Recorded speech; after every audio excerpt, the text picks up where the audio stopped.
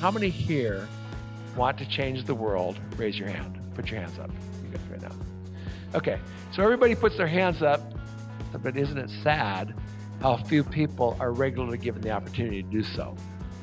But what if your church became the place where people are regularly given the opportunity to engage the world in such a way that would be different because of him or her?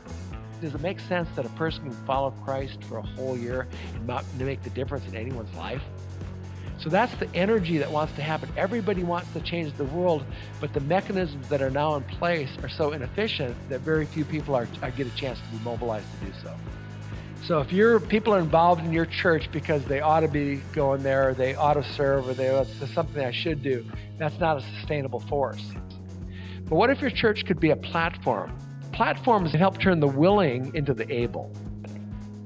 Platforms don't make people do things, they help people do something they always wanted to do. Secondly, and we'll talk about this, it's built around one core interaction. What action are you trying to promote, and how would you know if you did that? That's a good thing, because once you figure out that, then you can start scaling that. What if the one core interaction was identified as one Christ follower helping someone else experience life, not just tell about it, but experience life spiritually, physically, relationally, emotionally, educationally, vocationally, etc., a little closer to the way God intended it. People weren't intended to be in broken relationships.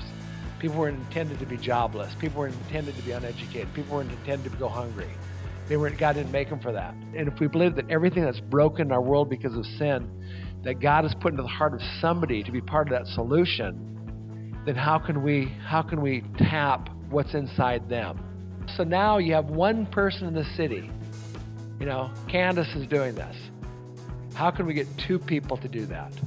How can we get 4 people? How can we scale that one interaction? Tell people, not just tell them about it, but help them experience it.